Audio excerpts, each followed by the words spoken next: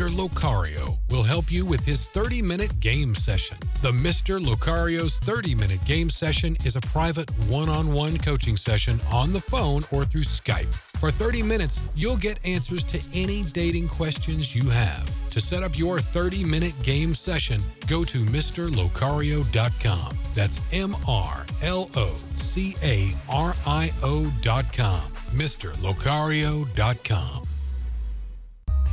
Yo, if you're a parent or if you are a teacher or if you're somebody who just values education, then you have to pre-order Gifted and Lit.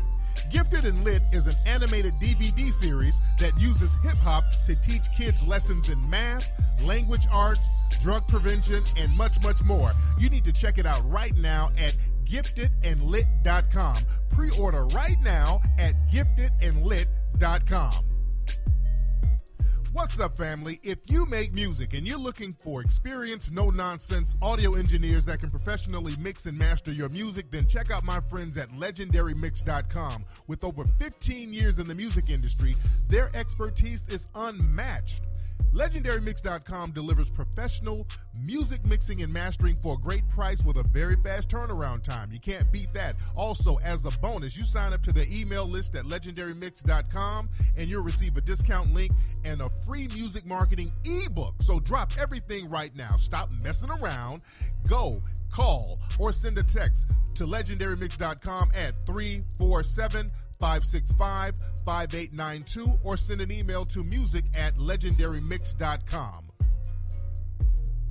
This is the Fortune 500 marketer, Musa Ali. Are you an entrepreneur looking to brand your business, or are you looking for ways to level up your own personal brand to create a larger reach? Well, join me in Oakland, California on February 10th, and I'll give you the secrets on how to build a multi-million-dollar brand. To purchase tickets, go to universitybrand.eventbrite.com. Again, that's universitybrand.eventbrite.com. Spots are filling fast, so don't miss out on this opportunity to take your business and life to the next level.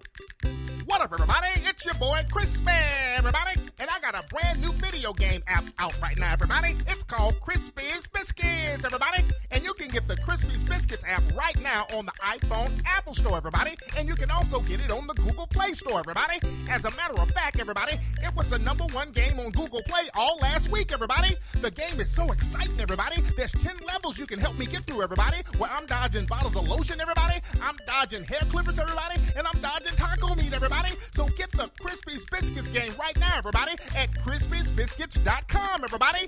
Now I'm about to do my coon laugh, everybody.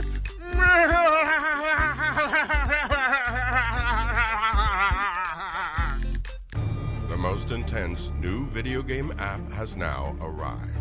A medieval kingdom has been plagued with chaos and disorder. An evil force has dominated the land.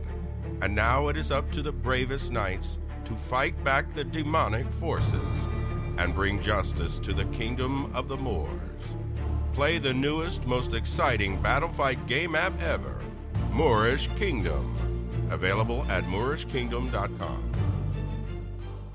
You're now tuning into the King of Game, Tariq Elite, on Tariq Elite Radio. Yo, we are back, ladies and gentlemen. Welcome back to Tariq Radio. I am Tariq Nasheed, and I'm ready to chop up good game with everybody out there listening. I see a lot of folks in the chat room and Ustream coming on through. I'm glad to have y'all in here. I hope everybody has their copy of 1804, The Hidden History of Haiti. This is the end of the year. This is the last show of the year. I hate to date the broadcast. I don't like dating the broadcast because a lot of times people listen to my broadcast from years and decades on, and I don't like to date them because people are still listening to some of my old Mac Lessons radio broadcasts from a decade ago. So a lot of good games still. So I just want to say to the people listening now, this is the last show of the year. One hell of a year. Looking forward to the new year. I hope you have your 1804 DVDs, The Hidden History of Haiti. It's right now. The movie's been out October, November. It's been out for a couple of months. Right now, still #2 on Amazon. It's been rotating between number 2 and number 1. It's still, after all these months, number 2 best-selling documentary on Amazon, still killing the game. The movie's that good. It's not in the top 2 for this long, family, for no reason. If you haven't seen it, there's a reason why people are praising it. I'm not rubbing my own balls here, because it was a collaborative effort with so many different people, but the film is so phenomenal. The film is changing so many people's lives, so definitely get the film. You can get it at 1804movie.com, or you can get it at amazon.com. And also, don't forget all your Hidden Colors 1, 2, 3, and 4 DVDs at hiddencolorsfilm.com, ladies and gentlemen. You dig? We got a lot of stuff going on for 2018, man. You know, me and my group putting out an EP. We're going to do some funk music. I want y'all to buy that shit in droves. When we put it up on iTunes, I want everybody to buy the funk in droves. And I'll keep you guys posted on that. But we got a lot of stuff going on in 2018. Again, I'm dating the show right now. So all you people who's listening in 2025 right now, just ignore this shit, because the game is still going to be futuristic and it's going to be relevant to that time frame. But for the next year, there's a lot of stuff that we have going on. I think we're definitely going to do the Coon Train Awards again, hopefully this February. I'm going to start looking into it now, but we got to do the Coon Train Awards. Dude, there's so many categories that we need to add. It is ridiculous. I don't know. There's so much cooning going on. We got to have sports coons. We're going to have hip hop coons again. I think we have to have a wannabe reformed bedwench category, because, you know, there's a lot of bedwenches and coons who are trying to reform themselves. So there's so many different categories that we could have. OG coon, up and coming coon. There's a lot of young coons out here that's being recruited. There's so many categories we can have. Man. What's up, Kiki Naturalista in the chat room? But yeah, I'm thinking about doing the Coon Train Awards this February. Also, I might be going over to Zimbabwe. I'm chopping it up with some folks. My man Sinclair, I've been chopping it up with him, and he does business over there, and they want me to go over there and chop it up and do a screening. So that's something that might be coming up. And my brother, we were having a real good conversation about Zimbabwe, and that's why I want to go over there and chop it up with the family and just see really what's popping other than what we're being shown in the media. So that's something that we're putting together. Now, if I go over there, I'm going to do like a documentary and really document it and bring it back and let people see what's popping. But we got a lot of stuff going on. So let me get into what's happening out here, family. So today I want to talk about how the Alt-Lice and the white supremacists they're in a little conundrum right now, because what they're doing, the white supremacists, they're trying to recruit a new generation of up-and-coming white supremacists. They just had this big white supremacist rally called the Student Action Committee down in Florida by Turning Point USA. I think that's the name of the organization. And Turning Point USA, Trump praised them. He retweeted some of their stuff. And as a matter of fact, at Turning Point USA, at this Student Action Committee down in Florida, you know, Donald Trump Jr. was there. I think Bannon was there. A lot of the big time white supremacists. And basically it was a recruitment rally for young and up and coming white supremacists. They're really, really, really trying to get that new crop of white supremacists and trying to legitimize the new crop of them. And they're having a little difficulty, by the way. They're having some difficulties. And by the way, speaking of the Turning Point USA thing, there are people, and this was exposed, and I exposed a lot of this stuff on Twitter. There were some of the employees there that were actually sending text message to each other talking about how much they hate black people. So when I say this is some white supremacist shit, this is not conjecture. I mean, it's sponsored by the Heritage Foundation, and that's the foundation. That's a white supremacist think tank. They put out all of this propaganda about how black people are intellectually inferior. As a matter of fact, the Heritage Foundation was funded and founded by the Coors brothers, and the Coors brothers are, when I mean Coors beer. Joseph and William Coors, and they were hardcore white supremacists, and I posted some of their white supremacist ideologies. They had that whole thing about black people have low IQ, so this is who we're dealing with.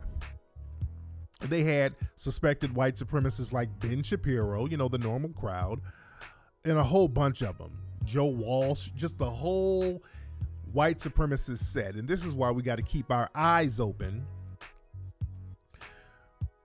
and watch some of the words that they're using. They're trying their best to legitimize a lot of the up-and-coming hardcore white extremists. They're trying to get the next generation on code. Yes, the American Enterprise Institute, they're responsible for the bell curve. Somebody in the chat room said that. Yeah, they had Tommy Lauren out there. Let me get on that in a minute, because that's another way they're trying to recruit the young white supremacist males. They really want to get those males. And you notice what they have are white women, and they're propping up a lot of these white women who have the same look and vibe. There's a lot of these Tommy Lauren and Tommy Lauren wannabes. Notice there's a lot of these skinny blonde, by their standards, attractive. They're not attractive to me. They look, they look kind of funny style. I don't like, and I'm not saying that just because they're white, because there are some attractive white women. Many of those chicks are just not that skinny, bone face, Skeletor face, bleach blonde shit. Nah. But they are getting the Tommy Laurens and the Lauren Southerns and all of these other white supremacist females on YouTube who are young white women who spew the same talking points. Lacey Green, she's another one. She tries to act like she's not a white supremacist, and she is. Her boyfriend is a goddamn white supremacist, and she's tied in with the alt-right. That's another thing. Be very wary of some of these white supremacists who try to act like they're your liberal buddies. But they get these young white supremacist women, and notice they spew the same talking points. The Muslim this and immigration that and black on black crime this. I mean, it's the same exact talking points. And what's interesting, some of these white women, they're in it for the money. They're looking at it, we're getting a quick buck. Like Lauren Southern, for example. Google her. Lauren Southern, she makes all these videos with these white supremacist talking points, and the white supremacists got mad at her because they found out she had a black ex-boyfriend. He was digging that little white supremacist cooch out. She had a little soul pole hankering. So they were a little bit upset with her. They looked at her as a race traitor. You dig? But the thing is, they're desperately trying to recruit the next generation, and they want to have a legitimized next generation. See, the thing is, you can get a bunch of young, dumbass white supremacists or white extremists, but to groom one that's somewhat savvy and who's codified with the rhetoric of white supremacy, that's a little tricky right now. That's the conundrum they're in right now. They're trying to recruit one who's not a troll, or they're trying to recruit a group of them who are not just trolls. The closest thing they have to a younger version of the new generation of white supremacists, Richard Spencer. But the thing is, Richard Spencer, he's not legitimized. He's a pariah within the dominant society. Everybody knows that he is a white supremacist, so he doesn't know how to really, he tries his best to codify it. And he tries his best to be an intellectual about it. But everybody knows he's pretty much a straight up and down David Duke style white supremacist. So Richard Spencer is damn near synonymous with David Duke. And they want somebody who's a little bit more savvier than that. And the thing is, the older generation of white supremacists, a lot of young folks aren't connecting with them. See, the Sean Hannitys, that's a seasoned suspected white supremacist. You know, the Tucker Carlsons, those are seasoned suspected white supremacists. They've been in the game for a minute, so they know how to codify a lot of their words and their rhetoric so that they don't come across as the David Dukes. The problem is they're not resonating with young people. You see? And this is where people like Milo comes in. And this is where they failed. They failed with Milo. See, what they wanted to do with Milo, he's a young gay white supremacist who's a major troll, who's completely unfunny, is nothing talented about him, nothing witty about him. He's just a goofy fucking troll. And they were desperately trying to groom him so that he can be a recruitment tool for the next generation. So they were trying to get him and legitimize Milo. They were desperately trying to legitimize Milo. All of these so-called liberals, they would have Milo on their shows to talk that bullshit and spew his bullshit. So you got to watch some of these damn quote-unquote liberals.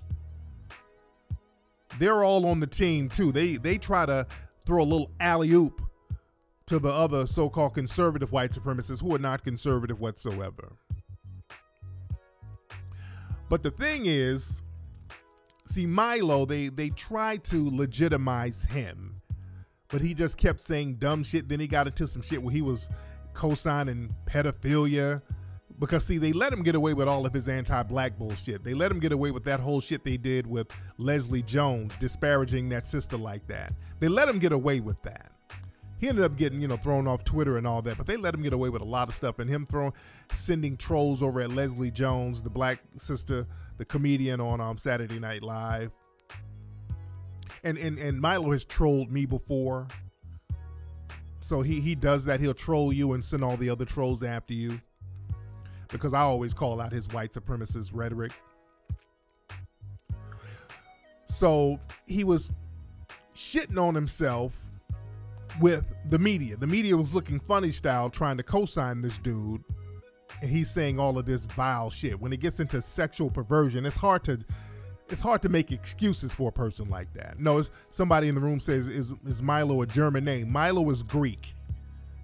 I can't pronounce his last name for shit because I don't give a damn about him enough to. That's the thing with me. If I don't really give a fuck about somebody, but I keep my eye on them, I don't really care to know if their name is somewhat difficult. It's Yiannopoulos, I think that's his last name. I don't give a shit. But the thing with Milo, they really tried to legitimize him, and he got this book deal. I think he got some people are saying it was a couple of $100,000. Some people were saying it was $80,000. They gave him an $80,000 advance with Simon & Schuster to do a book. And a lot of folks were upset about him getting a book deal. It was very controversial. And eventually he lost the book deal. And a lot of people, especially on the Alt-Lice side and the Alt-Lice sympathizers, they were like, well, damn, this is censorship. You're not going to put out Milo's book because of his views.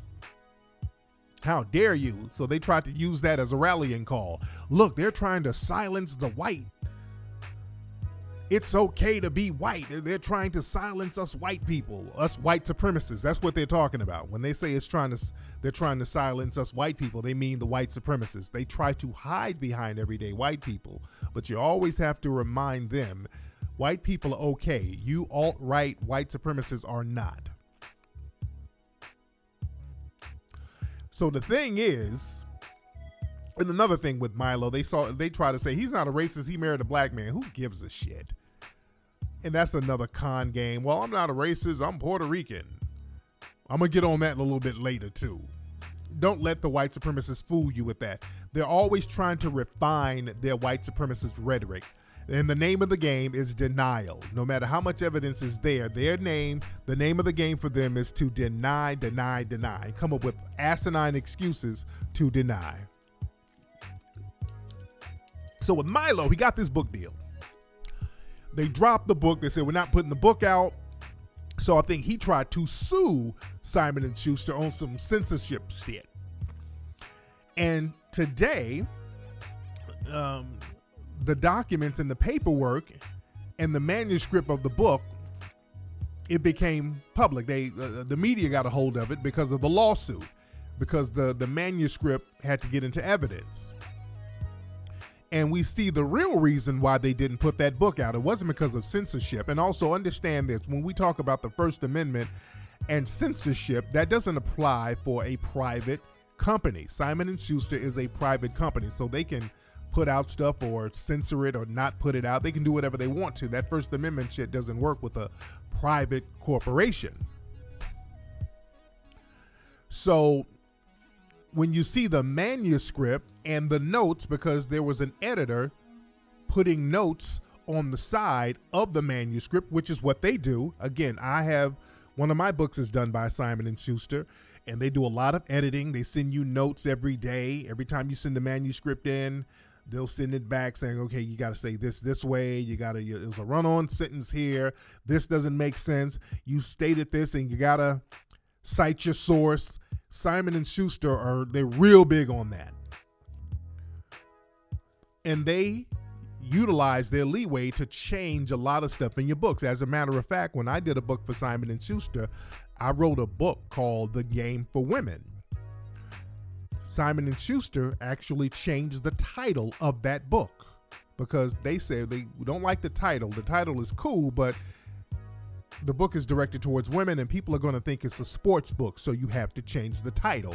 So the book, The Game for Women, became Player Be Played, which was the best-selling book, still a bestseller, and one of my classic books. But that's part of the game. They change shit. So all that, it's my free speech. No, they change shit. They're a publisher. They give you a few $100,000 advance. They're gonna have say-so over what can be printed in their book.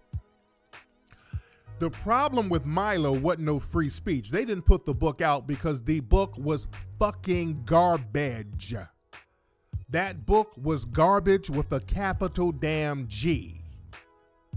The book was trash. It was infantile, unprofessional, pure garbage. And the editor, the notes prove that. The guy editing the book, and from what I understand, the editor, he's a conservative. And this is the thing.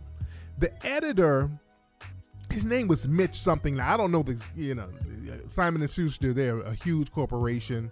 So I'm not familiar who this guy is. And editors come and go.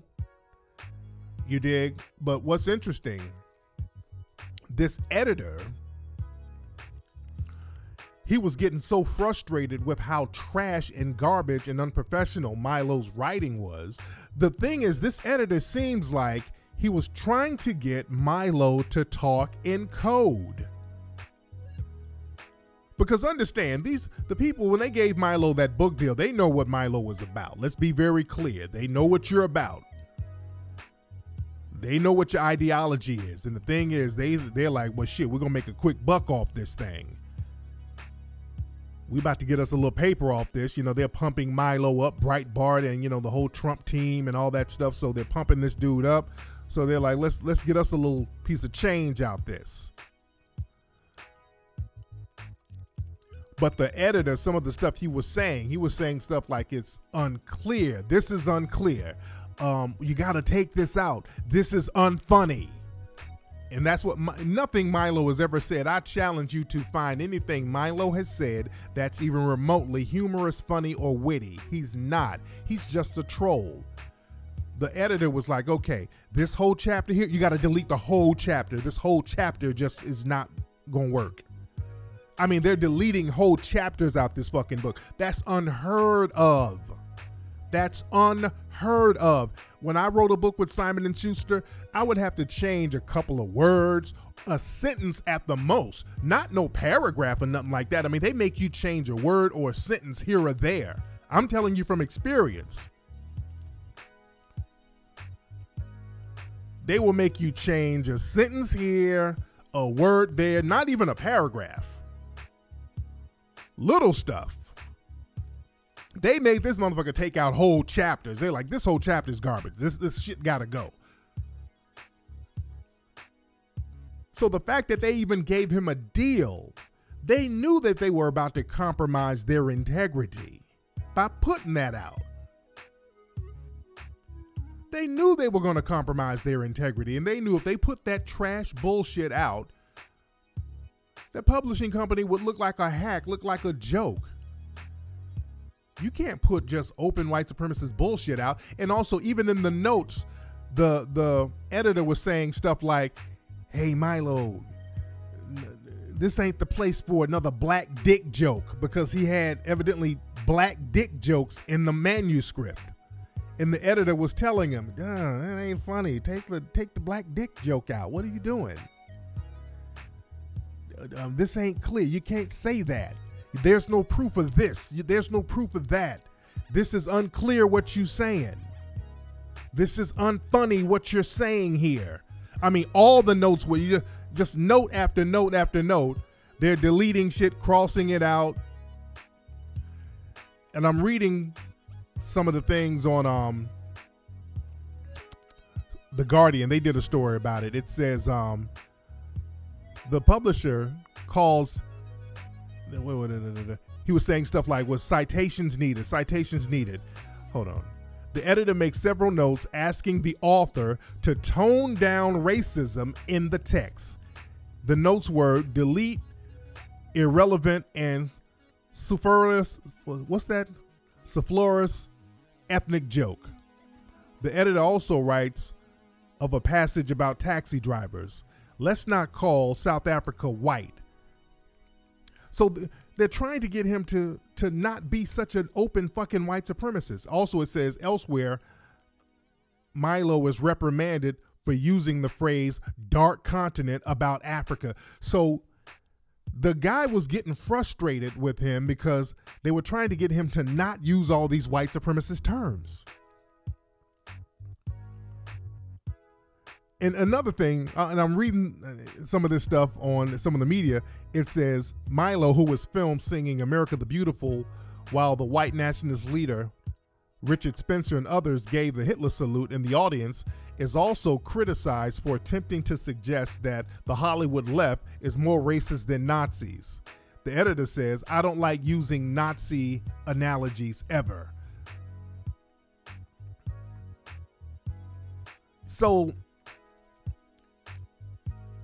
it's not like the editor was on some shit where he's trying to take the high road, because a lot of them are trying to spin it that way.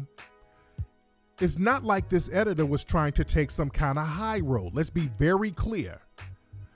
They are very aware that Milo is a little dirty, unfunny, cornball white supremacist.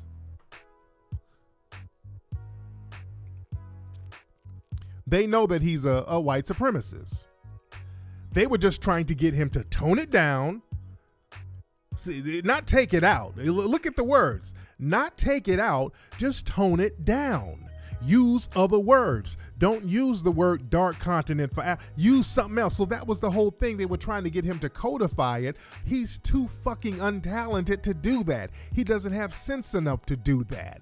And that was the problem. That's why they said, okay, fuck it. We just can't put this out. We would have to ghostwrite the book, and that would defeat the whole purpose. If we ghostwrite the racism, then Milo would be out there denying it. Because see, if he wrote it, and they call him out on it, he'll be like, well, see, it was my ghostwriter who wrote that. I didn't do it. So that's why they had to say, okay, we just can't, we got to shelf this shit. They said we have to shelf this.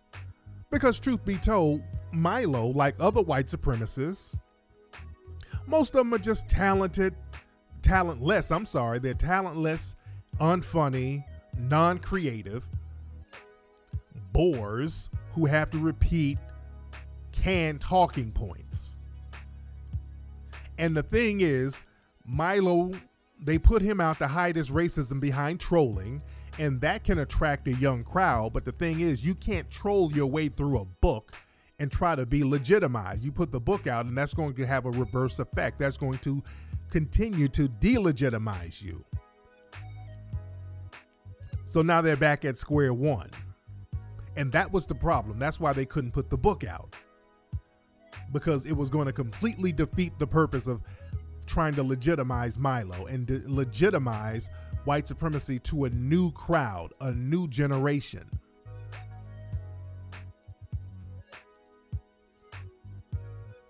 Because see, the thing is, the old school white supremacists, like I said, they know how to use terms that's going to go over the heads of a lot of the younger white supremacists. That's going to kind of be boring to them. See, the old white supremacists, they know how to use terms like welfare state. You know, those are little code words that other old white supremacists know. They know how to use terms like states' rights. They know how to use the term big government. They know what that means. Banker, elitist. They know these terms for Jewish people and the globalist. These terms for Jewish people. Chicago, that's a term for all black folks. See, a lot of the younger generation, they might not know those code words. The old white supremacists, they know this. We need a little law and order. Old white supremacists know what that code word means. Law and order means we need to beat down on some of these black folks more. So the old ones know the code words. The young ones don't. And all that cup this and cup that, you know, that's not going to work, because now you're just trolling. And when you troll, you delegitimize yourself. And you got to watch out for some of these other folks. Like anything you see from something like Rebel TV, that's Gavin McInnes. He's from, he helped fund Vice. He was one of the founders of Vice. And I've always said how Vice, Vice does a lot of low-key white supremacist shit still. They try to act like they're liberal and all this stuff. Vice does a lot of low-key white supremacist shit. And their founder, one of their founders, Gavin McInnes, he's an open white supremacist. And he's not with Vice anymore, but he went and started Rebel TV, and there are nothing but open white supremacists over there. Anytime you see anybody connected with Rebel TV, understand that's white supremacy. See, the white supremacists, they know how to branch off and come up with all these different little names. When you see shit like the Proud Boys, or you see that little white supremacist hand signal, all of them are the same. All of them are the same. And Vice, speaking of Vice, there was some shit that just came out. They were exposed for not just sexism, but a lot of racism in the office now. There's women up at the office who said that the men were trying to holler at them and asking them if they ever fucked black men and all this old bullshit. So it's still there. I've always called Vice out on their racism. Even the way they portray stuff that goes on in Africa is some real Tarzan-ass racist bullshit.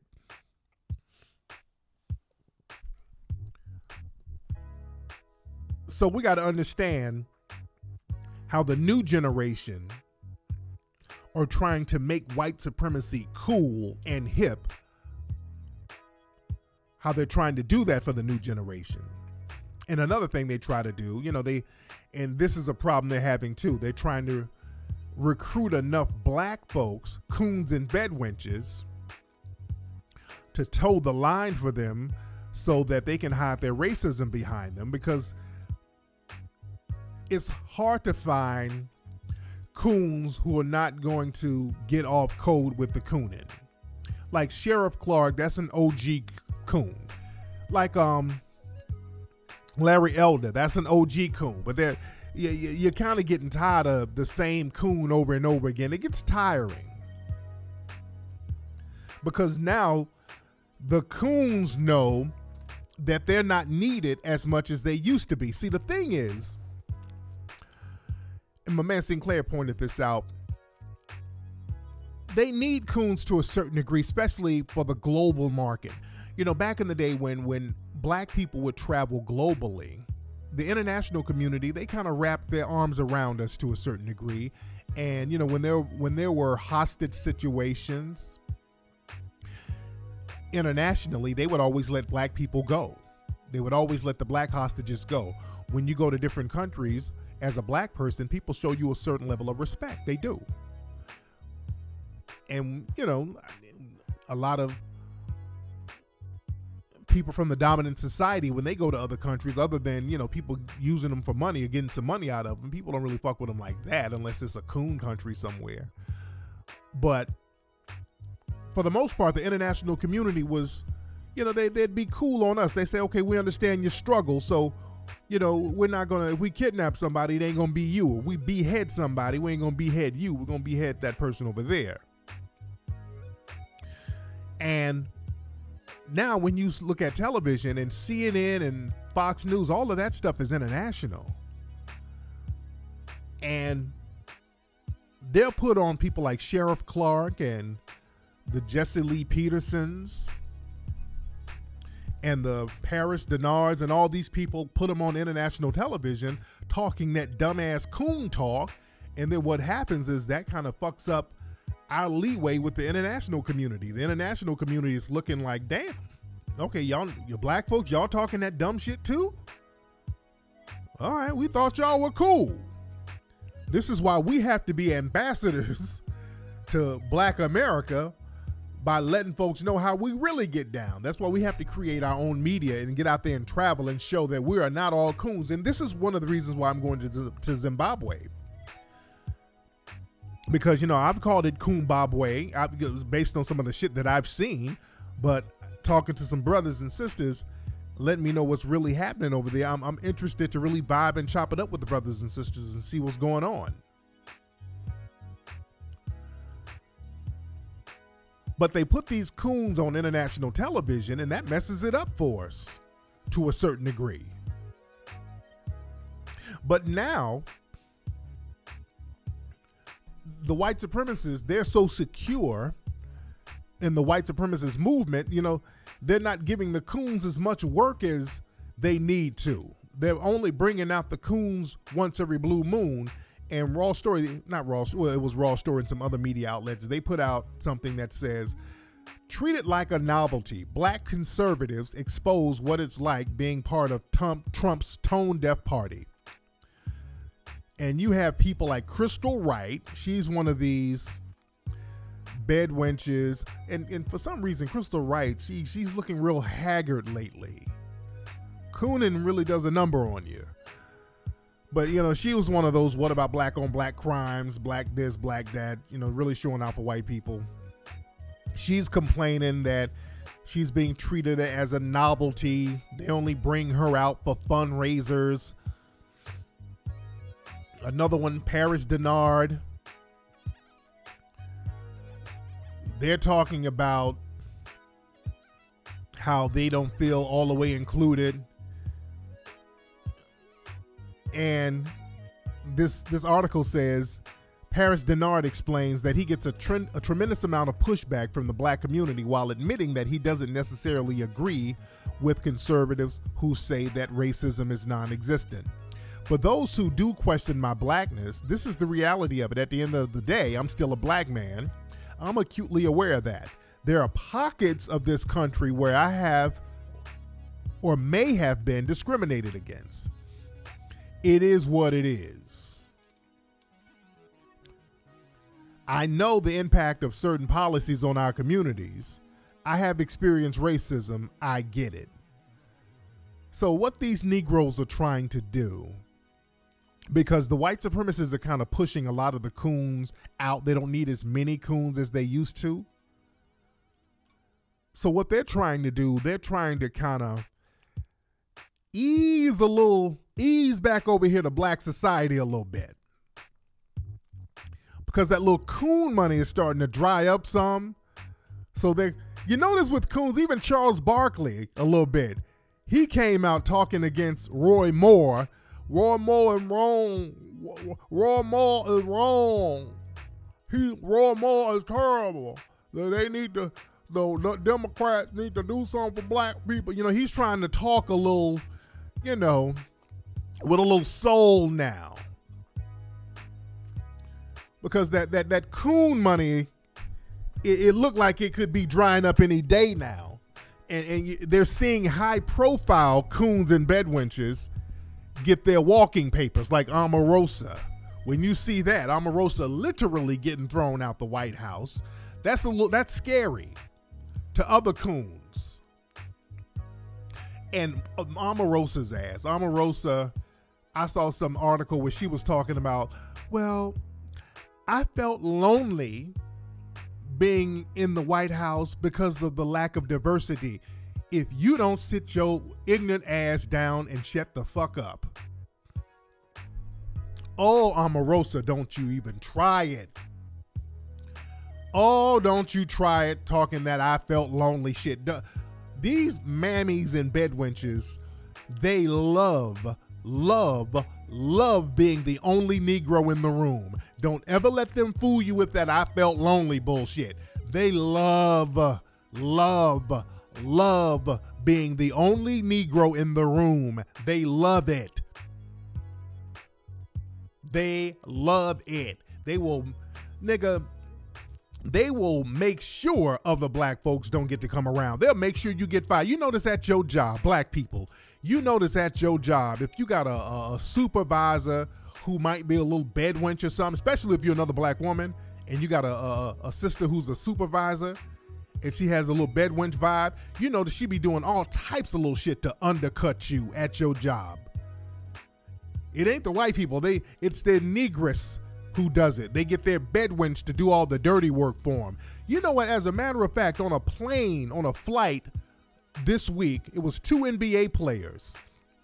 They got on a flight, and for some reason they had to go to coach, and some people, I guess some white people, saw them and recognized them, and they gave them their blankets. Do you know the black female stewardess, the airline stewardess, had the brothers taken off the damn plane because she said that they stole the goddamn blankets. This was a black flight attendant who got them brothers thrown off the plane, showing out, acting a damn fool for mommy and daddy, trying to get some butter biscuits. She threw their asses off the plane, got them thrown out. We got to understand these bedwenches, that especially with that anti-black man rhetoric. There's a lot of them with that anti-black man rhetoric out here. These mammies and bedwenches. They will show out more than the white supremacists will. Yes, a lot of folks don't know that article about it. This happened on American Airlines. That stewardess was black who did that shit. Oh, just cooning, over the top cooning. But the thing is, at these jobs, the bedwench or the mammy loves being the only Negro, especially the only black female in the room. They love being the only black female in the room. So Omarosa talking all that shit about she felt lonely because of a lack of diversity. Bullshit. The coon money is dried up. We tried to warn you, Omarosa. Everybody tried to warn Omarosa. So she's trying to come back over here with hat in hand. No, thank you. No, thank you. But the thing is, there was one, and we need more people like this. There's this chick named Joy Villa. Now, Joy Villa is doing a press conference tomorrow. Now, Joy Villa, she found a way to finesse the white supremacist. She found a way to finesse them, and I take my hat off to her.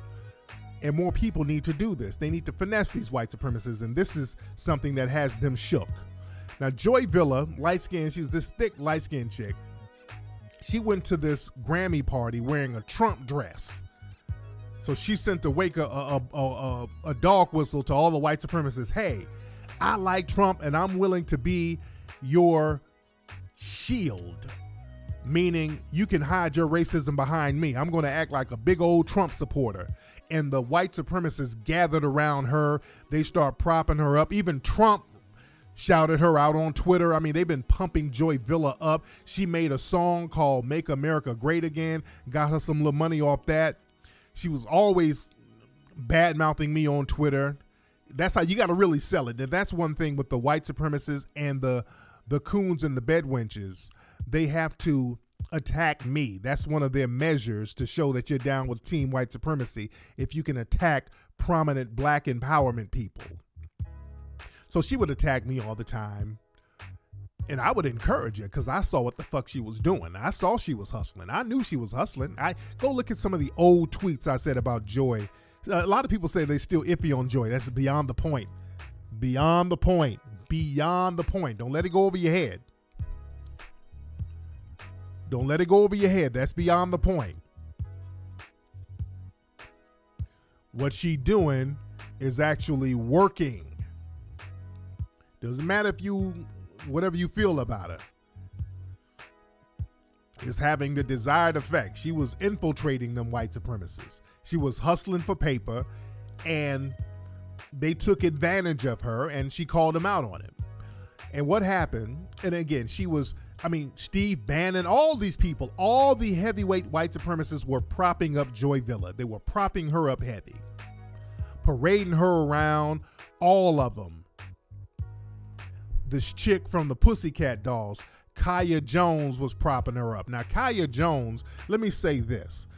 There's this chick from the Pussycat Dolls, and y'all know I don't like them. I never liked them. Go back to my old Mac Lessons radio show. I've talked about how I went to a concert, and the Pussycat Dolls were the opening act, and I talked about how garbage they were.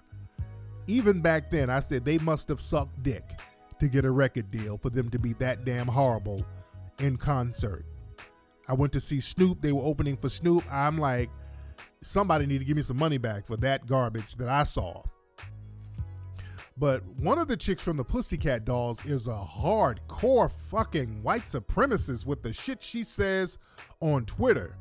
Her little career dried up, and that's another thing with these suspected white supremacist females. When that little career dries up, they automatically start easing over to the white supremacist crowd because that's easy money. That's easy money, being a person spewing that white supremacist shit. That's a quick way to get some paper.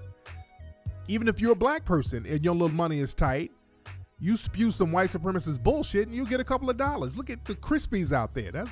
Crispy just be another broke, dusty nigga, which he is, but he gets a little money from the white supremacists. That's how you eat. Being a little old crispy coon. But all these people were propping up Joy Villa. So the other day, Joy Villa, I think last month, Joy Villa went to some kind of Trump event, and one of Trump's campaign managers, Corey, I can't think of his last name. He's another one of these people with a long, complicated last name I don't give a shit about. But Corey something, this was Trump's former campaign manager. Joy Villa said this dude smacked her on the ass. As a matter of fact, he smacked her on the ass twice at this event. And I believe her. I believe her. Because that's what they do to sisters. I mean, hell, they listen to Trump. They talk about grabbing women by the pussy, and look at Roy Moore and all the people that they associate with. They associate with molesters and rapists and all this shit. So they're like, we can grab pussy and slap ass. Ain't nobody gonna do nothing to us. And I believe he smacked on the ass. And this Corey guy, he went on Charles Payne's show on Fox News. Shout out to Charles Payne. Now, a lot of y'all say that Charles Payne is a juicy coon. And, that could be. But Charles Payne, I give him props. Now, he is a juicy coon. Big old thick nigga. But Charles Payne was up there at Fox News banging them white women. So I popped my collar to that. Because I know that's eating up those white supremacists inside. The white supremacist male. I know that eats them up inside. And I've been out there to Fox News in New York, and the white women do be choosing. You dig? And my nigga Charles Payne was up there giving them the juicy coon dick. So I ain't mad at you, thick player. Shit, I'll let your coonin' slide a little bit.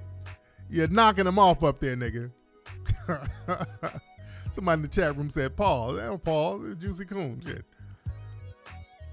But this Corey dude was on Charles Payne's show, and this Corey dude never really denied slapping Joy Villa on the ass. He never denied it, because I think there's some evidence there. There were witnesses there. There's probably surveillance there. Joy probably got some kind of evidence, but they took the bait.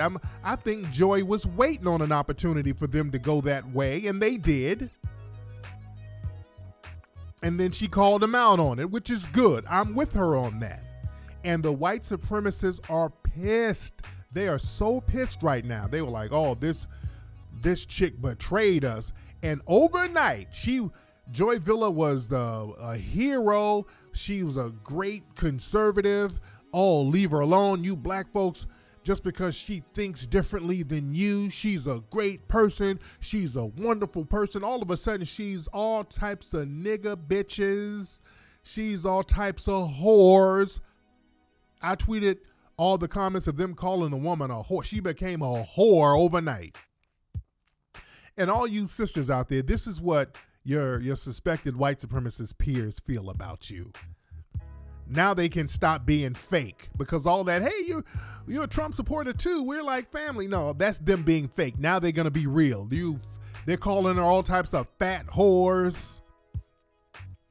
What's up, Smellbound Candles in the chat room? He said, greetings from West Africa. Smellbound, what part of Africa you from? I'm talking to somebody in the chat room.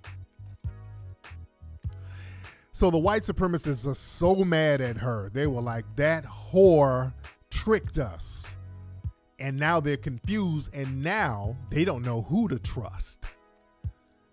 So now the coons are really shaking in their boots.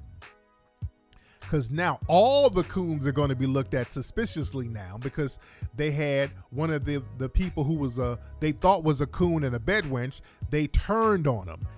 And the white supremacists are like, we have a double fucking agent. We've been had. And I love it. I love it. And people are talking about this. The white supremacists are desperate. There's a video of Joy Villa smacking one of her friends on the ass. And the white supremacists are desperate at this point. And again, she's doing a press conference tomorrow. I can't wait to see what that's about. But we need more double agents like that. We need more people to infiltrate these white supremacists. All you had to do is get around them. They'll do some shit that you need to genuinely report. What's up? Who's calling? Okay, I had somebody calling. They're not saying nothing. Hello? Hello? Can you hear me, man? Tariq. Can you hear me? I hear you. All right, what's up, man? Who is this? My name's Corey, calling out of Charlotte. Corey out of Charlotte. What's on your mind, man?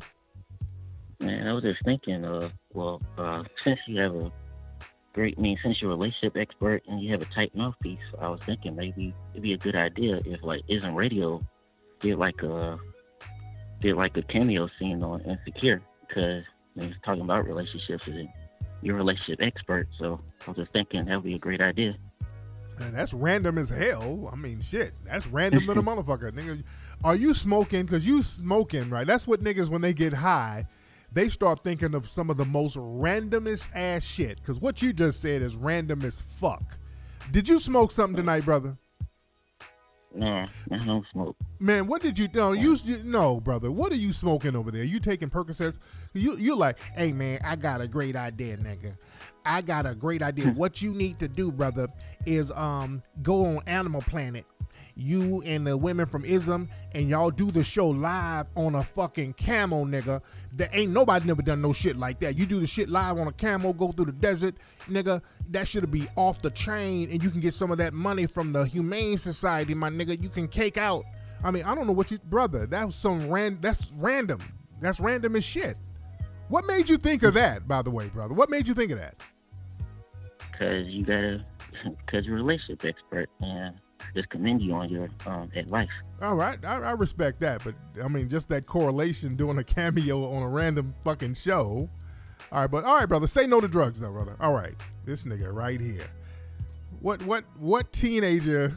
Y'all stop letting your kids get drugs. Nobody. He should not have access to any kind of narcotics. Because that shit got this nigga thinking of all types of wild, random, creative shit. Hey, Tariq. This Tariq, you can tell he's fucked up. He's pausing. He's all dozing off on the phone. Hello? This Hot 97? Oh, this Tariq. Hey, man. Hey, since you the expert on ladies and relationships and everything like that, you know what you should do?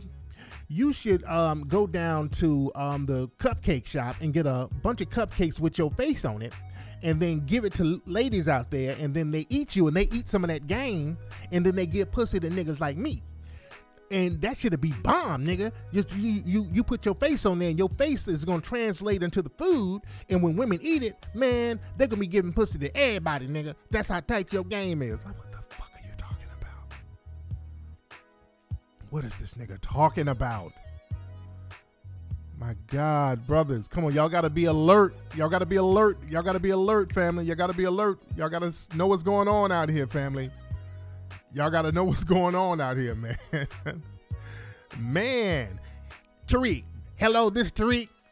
Man, this Jimmy from South Carolina, man. You know what'd be a good idea, though? Man, you know, you build a time machine and then you go back to the 1800s, my nigga. And what you do since you got game and you conscious, nigga, you ought to have sex with Harriet Tubman, nigga. You and Harriet Tubman ought to have sex and have a baby, and the baby free everybody. We wouldn't even be going through this shit, nigga. You and Harriet Tubman with a fucking baby, nigga, that shit'll kill the game. You get to GoFundMe for the time machine. I'll put $30 on it when I get my check Thursday. Niggas be having detail with their bullshit. Niggas be detailed with this crazy shit they talking about. Okay, my dude. Anywho, let me leave the calls alone because I don't know what y'all smoking. It's always, you notice the last of the month, niggas. Every time it's the last of the month, niggas don't get the good weed. They give them the fucked up narcotics. So they don't get the good weed until the first, a little bit after the first. Oh, goodness. Man. Oh, speaking of Hot 90s, shout out to my man Star from Star and Buck Wiles. They said Star shouted me out. Shout out to Star. I love Star. That's my fellow Cancer. He's a Cancer just like me. So shout out to Star from Star and Buck Wiles show. The legendary. I got to get Star back on the show. Star, if you coming out to LA, man, let me know when you're coming out here, man. I have you coming to the show to really chop up some good game. Because I like Star. Star, really, a lot of the way you see radio now, a lot of that came from him. I ain't saying that just to, to stroke my nigga. But a lot of stuff, like when you see the Breakfast Club and the stuff that Joe Budden was doing, that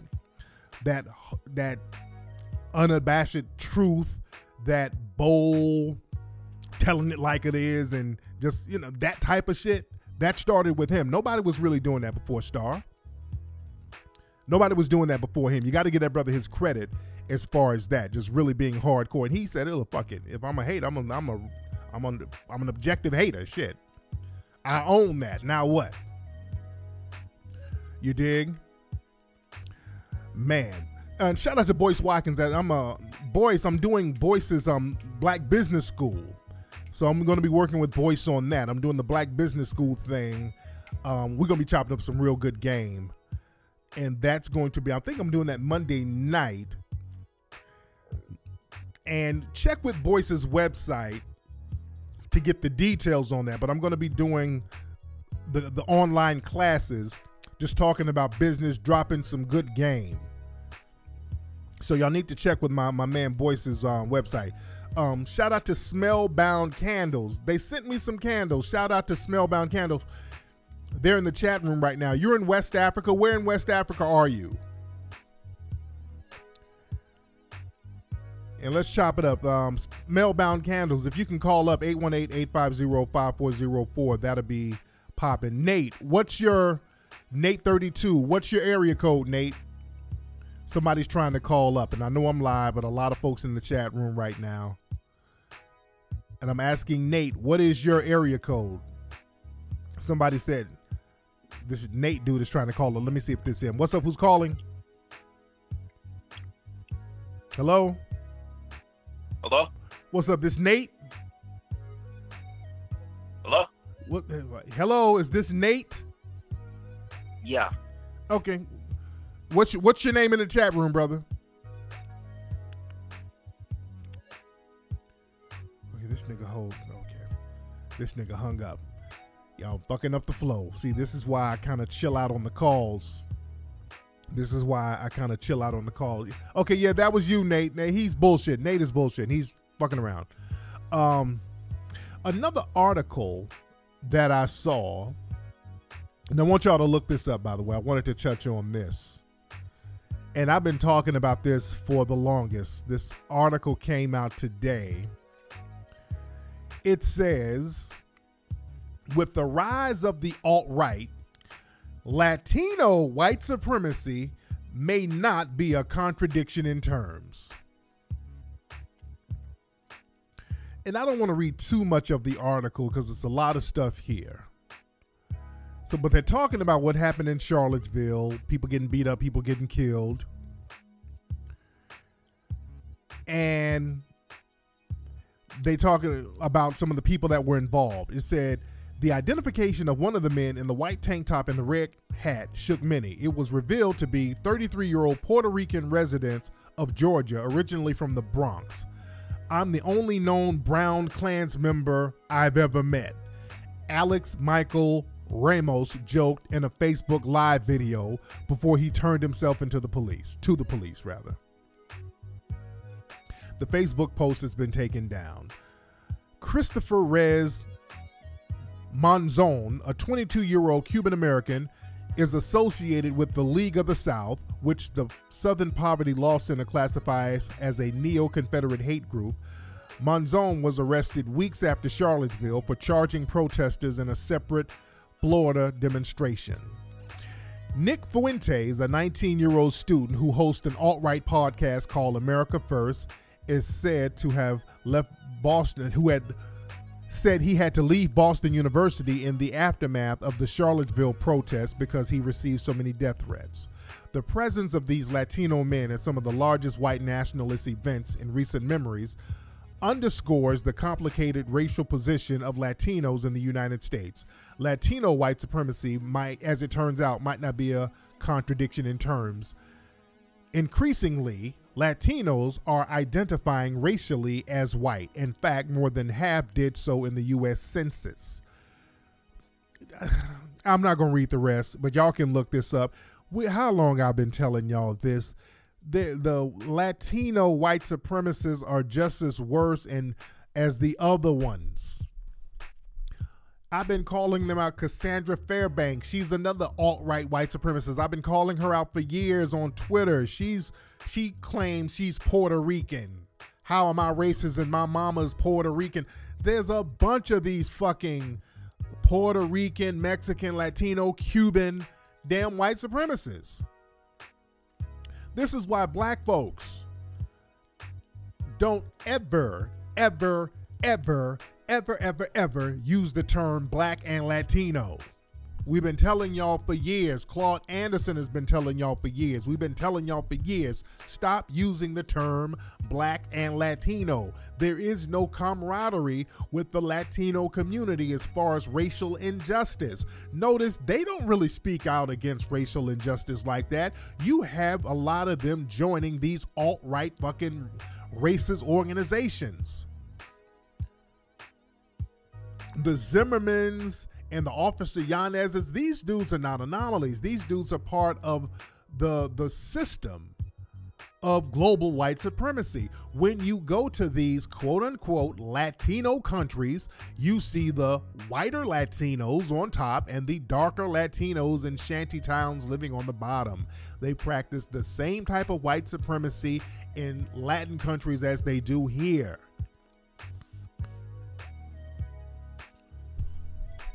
And black folks, we got this thing every time the white supremacists turn on them, because sometimes there's a civil war between the white supremacists.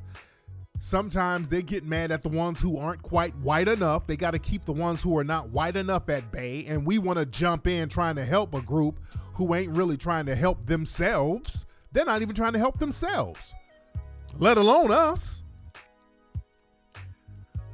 They won't even speak out against white supremacy. You got them, the Latinos, chanting, build that wall. But black folks want to jump out there and take a damn bullet and a beating for them. Fuck that. I'm cool with a lot of Latinos, but when it comes to racial justice and the racial non-justice and dealing with white supremacy, hold your own nuts. I'm not jumping out there in front of the bullets for nobody. Unless it's other black folks. We're going to have that mindset, family. You got to have that mindset. I still hear black folks talking that, well, we black and Latinos. Ain't no we black and Latinos. It ain't none. That shit don't exist, man. And truth be told, it never existed.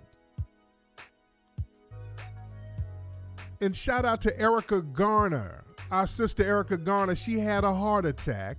And they said that she's brain dead right now. She's not physically dead, thank goodness, but we don't know what's happening. And she followed me on Twitter. I followed her, real good sister, and that's very unfortunate. And I see a lot of people in the dominant society, shouting her out or whatever. But man, look, Pantaleo is still walking around. The dude who killed her father, who executed her father, he's still walking around, and y'all from the dominant society didn't do shit. The thing is, when OJ just got out of jail for doing a bogus ass sentence, doing damn near a decade in jail for stealing his own stuff, the first time in history where somebody went to jail for a decade for stealing their own property. That's the only time that has happened. There was a revenge sentence. You had white politicians, white supremacist politicians, getting on air, getting on television saying, hey, public, if you see O.J. Simpson, follow him around and use your camera.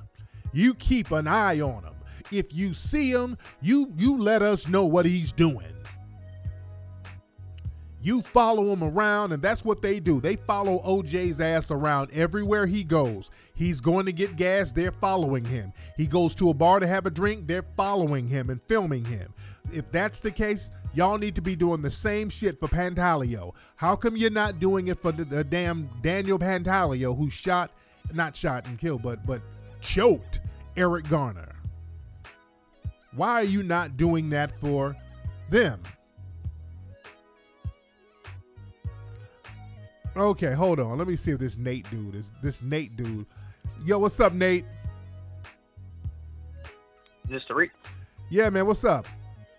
Oh, okay, my fault, man. I didn't mean to hang up on you last time. I thought somebody gave me a different number or trolling or whatever, but I was calling because, I'm trying to sit back and I'm trying to understand why, as black people, we're so focused on white supremacy.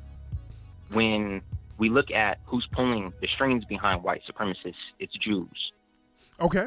So I'm trying to figure out why, as black people, we don't focus on the role that Jews play in a system of white supremacy. Okay. I'm not saying that white supremacy doesn't exist. I'm saying that the main focus that we should be focusing on is who is pulling the strings behind white supremacists. The Jews. That's my point. The Jews. Okay, so the Jews. Okay, so right now in Israel, that's a Jewish state, right? Mm-hmm. In Israel, right now, you have some of the oldest Jews on the planet. Some of the people who've been Jewish for a long time. The Ethiopians, people from East Africa, are over there getting shitted on in Israel. They get housing discrimination. They're some of the oldest Jews who practice the faith religiously. Why are they getting shitted on? Why are they getting shitted on? Oh, because of white supremacy. Absolutely. Thank you. And that's what we need to stay. And that's what we need to stay on. Exactly. It ain't religion. It ain't religion. No, it's white supremacy. This isn't a religious. I'm not coming at it from a religious thing, and I'm not a Hebrew Israelite that's saying that we're the real Jews or anything else like that. That's not what I'm saying. What I'm saying is that with black people, we focus so much on just white supremacy, but we don't understand who's pulling the white supremacist strings. But you just admitted, brother. You just admitted the problem is in Israel is white supremacy with the Jews over there. So Jew and white supremacy are not the same thing. White supremacy trumps Judaism, and you basically just admitted that, brother. You understand that? Okay, well, I guess, yeah, I understand that. But I guess what I'm still confused on is we understand that there might be issues in Israel, which is a Jewish state, where you have white European Jews, the Ashkenazi Jew, who oppresses the Ethiopian Jew. But Are they doing that because they see themselves as white supremacists? Or are they doing that because they see themselves as, this is the question that I'm asking, or are they doing that because they see themselves as just a superior class of people? Now, there might be a racial element to it. I'm not denying that. Might be. What it I'm is. saying You just admitted that's it, bro. the key motivation. Because when you look at the reason why I'm asking this, brother, is I don't look at the way. I don't want you to talk in circles, brother. You got to make this thing simple. You're trying to confuse yourself. You got to make it simple. Okay. It's either A or B. This group of people over here. Now, Israel is supposed to be a right of return state. If you are Jewish, come on down to get away from oppression around the world. But when one group of Jews get there, they get oppressed more than anybody. And what's the common denominator? Their skin color. Thank you. That's all it's about. Then white supremacy is the domineering factor, because white supremacy is a religion. You got to understand that white supremacy is a religion. Absolutely. But do you think, and this is a question, do you believe that those Jews over there who might be light skinned, who are not, the Jew from from Africa, from South Africa, or wherever that region is where they come up and they can go to Israel, do you believe that they see themselves as white? Yes. Okay. They classify themselves as white over here, especially over here. But yeah, they do classify themselves as white by their own admission. Okay. Yeah, it's that simple. There's no other race. They classify themselves as white. There's no race and religion. Because I know when Jews come to the Western Hemisphere, they absolutely do classify themselves racially as white, because there's a lot of benefits that come with being white. Over there too. Yeah. You understand that? Yeah. There's benefits globally with being white. Over there too. Everywhere you go, there's benefits for being white, not being Jew. There's a bunch of Jewish people in Ethiopia. Where are the benefits? Where are the Jewish benefits there? You see, you just got to make this thing plain. All right, but thank you so much for the call, brother. Thank you, Nate. All right, so we brought clarity. See, black folks, we got to stop this thing where you are getting confused and listening to these white supremacists. See, black folks, you let these white supremacists run this game while they try to pretend, hey, that guy is not a white supremacist, he's Jewish. And they're winking at each other, as Neely Fuller says. They're playing a game of white supremacy hot potato. I'm not racist. That guy's racist. How can I be racist and I'm Puerto Rican? Come on. And we see Puerto Ricans and Mexicans and Cubans and Colombians in the alt-right who identify with white supremacy. Don't let them play that ethnic white denial game. We wrote about that on Melanoid Nation. They will temporarily deny whiteness. That's a con game they do. That's that Alex Jones, it's the Bilderberg, it's the Illuminati, it's the globalists. Fuck out of here. It's nothing but white supremacy. Their job is to trick you. Stay focused. You gotta stay focused. Don't let them tell you what the game is. Black folks, let them run that game on you. Stop letting them finesse you. For a long time, remember when George Zimmerman killed Trayvon Martin, people were like, hey, man, this dude is on some white supremacist shit. Oh, hey, he's Hispanic. How can he be a white supremacist and he's Hispanic? As if they're somehow separate. And for years, many Hispanic people have identified with being white. And if you are identified as being white, you could be, there's a possibility that you could be a white supremacist. You have the ability to practice white supremacy. Not all of you, but if you're classified as white, that's the first prerequisite. You could, if you choose, be a white supremacist. So black folks, stop letting them trick you with their ethnic differences. And another thing these white supremacists try to do, they love trying to claim some type of Native American. Hey, dude, I'm not fucking racist. I'm part Cherokee. If you don't sit the fuck down and shut up, that's another major lie. I call them out every time they say that. If you see a lily white person talking about they damn Native American or they're Cherokee, they're a goddamn lie. They are lying to you. They are telling a bold-faced lie, and they hope that you don't know enough history to let their lie slide. That's why you look at my Twitter, I list myself, I'm a historian first. That's what I do. I'm a historian first. Most of these people that you see, like Dog the Bounty Hunter, he's walking around with a fucking feather in his head. Ain't not one drop of Native American in him, or none of them. None of them. They're a bunch of $5 Indians. We broke that down in Hidden Colors too. These people are fake, phony $5 Indians. Their granddad or grandmama, somebody paid $5 to get on the Indian roll, they were called the Dolls roll at the time. They paid money and then put a fucking feather in their head, and they walking around getting all the benefits so they can get a check. You don't understand how deceptive the white supremacists are. They are not no damn Native Americans when you see these people. Nigga, if you look at images of Native Americans before the 1900s, they were damn near jet black.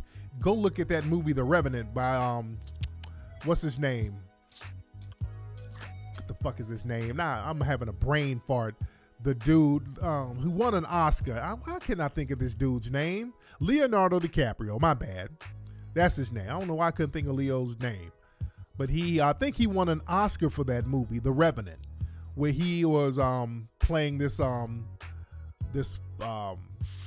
hunter, settler dude in the 1800s. They were up in Oregon somewhere. And he was living in the wilderness and all this old shit. And throughout that movie, they kept referring to Native Americans as tree niggers. Through that whole movie, go look at that movie, they kept referring to Native Americans as tree niggers, because that's what they thought of the Native Americans. And also, so many Native Americans had so many black features. What they would do, they would fuck black folks out of their money by labeling some of the Native Americans as Negro. They would fuck them out of their money too. And a lot of black freedmen were supposed to get money, and they start changing up the rules and the laws in the 1940s. But Claude Anderson talks about how some of those treaties, black people are supposed to get some of those benefits and resources that the Native Americans are getting. We got to look into those treaties. We got to really look into those treaties. But anyway, I got to get up out of here. We did a long show tonight, man. We did a long show tonight. But y'all follow me on Twitter, man. I'm going after white supremacists every day. You got to call them out every day, fam. You got to be on their ass every day. We got to get on code every day. That's why they stay mad at me, because we stay on code by calling them out. We don't let them run game on us. We don't let them finesse us. We call them out and expose them. We expose their codes. They stay mad. More of us need to be on code. I monitor these white supremacists all day. There's the Red Elephants. Those are a group of white supremacists. I monitor them. These guys tweeted some shit talking about how Vermont and Maine and Idaho are some of the safest states because it has less diversity. You see, they try to codify their racism by making it seem, okay, these states have less crime because there are no black people there. And we have to point out the truth. Yeah, ain't no black people there. You talking about ain't no crime. But in Vermont, Idaho, and Maine, the fucking crystal meth and heroin and opioid abuse and death is so through the roof, you motherfuckers die before you can go to jail. You done smoked up all your fucking meth and your pipe in those states. The drug use in those states are through the roof. So yeah, you doing crime, all right. But your white supremacist code allow you to do crime without getting reprimanded or punished. Yeah, they got a lot of drug and overdose deaths out there. You dig? But anyway, let me get up out of here, man. It's been real. We had some real good game today. Shout out to Nate calling up. Shout out to the brother who was high off the narcotics. Speaking of opioids and all that. What's up, everybody in the chat room? Shout out to everybody in the chat room who came through. And a lot of folks, y'all don't, your people, y'all stop mentioning, y'all sending me links about Cynthia G. I know Cynthia G keeps making these videos, taking shots at me. I don't know. Bless her heart. We just pray for her. I feel pity for her. You know, when Cynthia G called my show lying, that time, I felt pity for her. So I know she's trying to get attention. She's taking shots. Let her do her. Let her give her some attention. But when she called my show lying that time, you can tell that I felt pity. I feel pity for her. Y'all say a little prayer for her. My God. She's just trying to get attention. Give her some attention. Get her something for Christmas. Shit, get her some Kwanzaa gifts on me. Get her some Smellbound candles. Smellbound, can you send Cynthia G a candle on me? We'll send her a candle and light that candle for Umoja. Shit. Anyway, that's been today's show. Go to 1804movie.com. Go to hiddencolorsfilm.com. Follow me on Instagram, ladies and gentlemen. It has been real. Y'all have a happy and safe new year. Understand there's a lot of cops be out around this time of year, so y'all got to be safe, family. Be safe for the new year while you're driving around this time. They be trying to make them quotas, so don't let them get you caught up. So y'all be good, family. I'm going to holla.